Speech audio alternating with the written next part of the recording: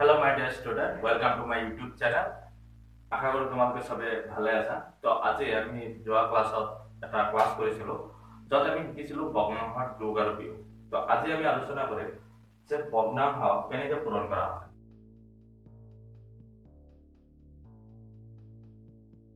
এতেকে ভগ্নাংশ যেনেকুৱা যোগ বিয়োগ কৰোঁতে আমাৰ এটা নিয়ম আছে, হৰবিলাক সদৃশ হ'ব লাগিব।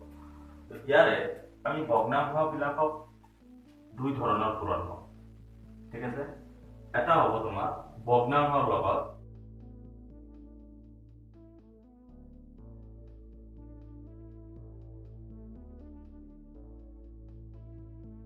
স্বাভাৱিক সংখ্যাৰ পূৰণ,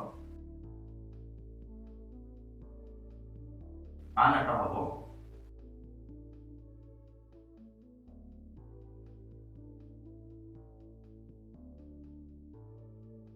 ভগ্নাংশৰ পূৰণ। ভগ্নাংশৰ লগত ভগ্নাংশৰ পূৰণ। এতেকে ভগ্নাংশ এটা সাপোজ a বাই b এটা ভগ্নাংশ, ইয়াৰ লগত স্বাভাৱিক সংখ্যা পূৰণ হ'ব। এতেকে স্বাভাৱিক সংখ্যা দৈনন্দিন জীৱনত গণনা কৰিবলৈ ব্যৱহাৰ কৰা আটাইবিলাক সংখ্যাই আমাৰ স্বাভাৱিক সংখ্যা। গতিকে আমি ধৰি ল'লো স্বাভাৱিক সংখ্যা যেনিবা c।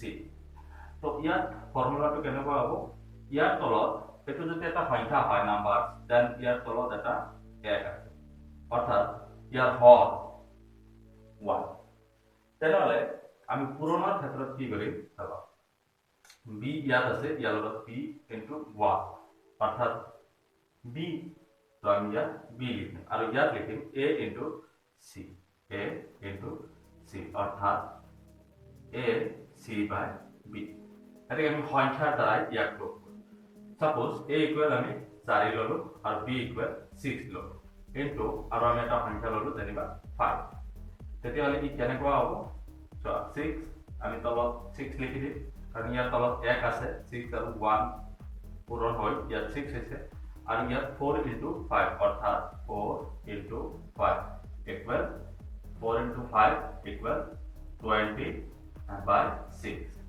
এইবাৰ ইয়াত এককৰ ঘৰত 0 আৰু ইয়াত এককৰ ঘৰত 6 আছে, তেনেহ'লে দুয়োটা সংখ্যাই 2 ৰে হৰণ হ'ব।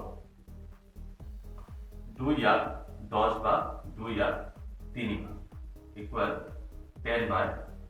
ইয়াক একদম আমি লঘিষ্ঠ আকাৰত লৈ গৈছো কাৰণ 10 আৰু 3 এটাই সাধাৰণ উৎপাদক থাকিব, সেইটো হৈছে 1। ঠিক আছে, এই আছিল স্বাভাৱিক ভগ্নাংশৰ লগত স্বাভাৱিক সংখ্যা পূৰণ। এইবাৰ আমাৰ আলোচনা কৰিম ভগ্নাংশৰ লগত ভগ্নাংশৰ পূৰণ, অৰ্থাৎ এইটো কেনেকুৱা হ'ব, ধৰা হ'ল a বাই b এটা ভগ্নাংশ, ইয়াৰ লগত আমি পূৰণ কৰিব লাগে আন এটা ভগ্নাংশ c বাই d আমি পূৰণ কৰিব লাগে।